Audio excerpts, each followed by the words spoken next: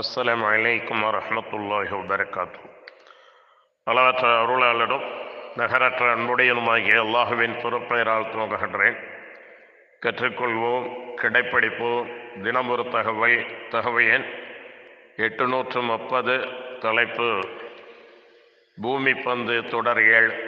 அன்பானவர்களை, கண்ணியத்திற்குரியவர்களை, குர்ஆனுடைய ஹதீஸுடைய செய்திகளை அறிந்து அதன்படி நடப்பதற்காக, நல்லவைகளை எடுத்து நடப்பதற்காக, தீவைகளை விட்டும் விலகி இருப்பதற்காக நாம்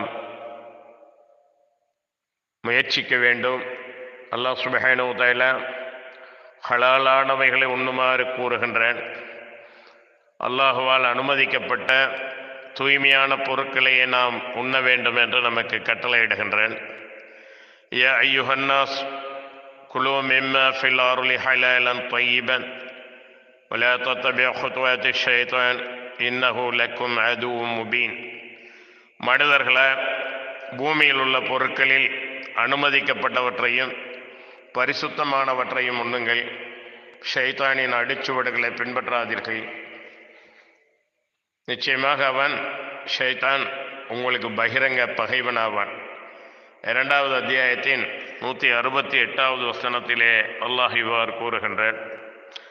இன்னும் அல்லாஹ் அவனுடைய தனித்தன்மையை பறைசாற்றும் விதத்திலே 2வது அத்தியாயம் 255வது வசனத்திலே இவ்வாறு அல்லாஹ் கூறுகின்றான்.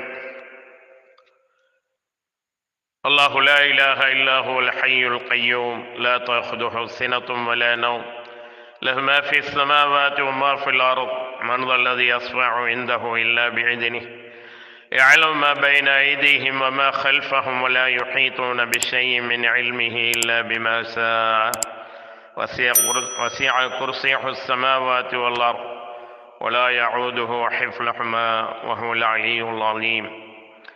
அல்லாஹ் அவனை தவிர வணக்கத்திற்குரிய இறைவன் வேறு இல்லை. அவன் என்றென்றும் ஜீவித்திருப்பவன், என்றென்றும் நிலைத்திருப்பவன். அவனை அரிதுயிலோ உறக்கமோ பீடிக்கா. வானங்களில் உள்ளவையும் பூமியில் உள்ளவையும் அவனுக்கே உரியன. அவன் அனுமதியின்றி அவனிடம் யார் பரிந்துரை செய்ய முடியும்? படைப்பினங்களுக்கு முன்னுள்ளவற்றையும் அவற்றுக்கு பின்னுள்ளவற்றையும் அவன் நன்கறிவான். அவன் ஞானத்திலிருந்து எதனையும் அவன் நாட்டமின்றி எவரும் அறிந்து கொள்ள முடியாது. அவனுடைய அரியாசனம் குர்சியு வானங்களிலும் பூமியிலும் பறந்து வியாபித்து நிற்கின்றது. அவ்விரண்டையும் காப்பது அவனுக்கு சிரமத்தை உண்டாக்குவதில்லை. அவன் மிக உயர்ந்தவன், மகிமை மிக்கவன். அல்லாஹு அக்பர். அல்லாஹ் சுப்ஹானஹு வ தஆலா தன்னுடைய ஆற்றல்களை பல இடங்களிலே சொல்லியிருக்கின்றான். அதிலே முக்கியமாக நாம் இரவிலே தூங்கச் செல்லும் முன் இந்த ஆயத்துல் குர்சி என்று சொல்லக்கூடிய அல்லாஹுடைய தனிப்பண்புகளை விளக்கக்கூடிய இந்த ஆயத்தை ஓதி படித்தால் அன்று இரவு முழுவதும் ஷைத்தானுடைய தீங்குகளிலிருந்தும் நாம் பாதுகாக்கப்படுவோம். இன்னும் அல்லாஹ் கூறுகின்றான், அல்லாஹுவின் திருப்பொருத்தத்தை அடையவும் தங்கள் ஆத்மாக்களை உறுதியாக்கி கொள்ளவும் யார் தங்கள் செல்வங்களை செலவு செய்கிறார்களோ அவர்களுக்கு ஓமையாவது உயரமான வளமுள்ள பூமியில் ஒரு தோட்டம் இருக்கிறது. அதன் மேல் பெருமழை பெய்கிறது. அப்பொழுது அதன் விளைச்சல் இரட்டிப்பாகிறது. இன்னும் அதன் மீது அப்படி பெருமழை பெய்யாவிட்டாலும் சிறு மழையே அதற்கு போதுமானது. அல்லாஹ் நீங்கள் செய்பவற்றை எல்லாம் பார்க்கின்றவனாக இருக்கின்றான். 2வது அத்தியாயத்தின் 265வது வசனம். அன்பானவர்களே, கண்ணியத்திற்குரியவர்களே, இன்னும் அல்லாஹ் கூறுகின்றேன், நம்பிக்கை கொண்டோரே, நீங்கள் சம்பாதித்தவற்றிலிருந்தும் பூமியிலிருந்து நாம் உங்களுக்கு வெளிப்படுத்தி தந்த தானியங்கள், கனிவகைகள் போன்றவற்றிலிருந்தும் நல்லவற்றையே தான தர்மங்களில் செலவு செய்யுங்கள். அன்றியும் கெட்டவற்றை தேடி அவற்றிலிருந்து சிலவற்றை தான தர்மங்களில் செலவழிக்க நாடாதீர்கள். ஏனெனில் அத்தகைய பொருட்களை வேறவரும் உங்களுக்கு கொடுத்தால் வெறுப்புடன் கண் மூடிக்கொண்டே அல்லாது அவற்றை நீங்கள் வாங்க மாட்டீர்கள்.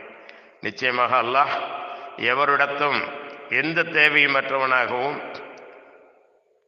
புகழுக்கெல்லாம் உரியவனாகவும் இருக்கின்றான் என்பதை நீங்கள் நன்கறிந்து கொள்ளுங்கள். 2வது அத்தியாயத்தின் 267வது வசனம்.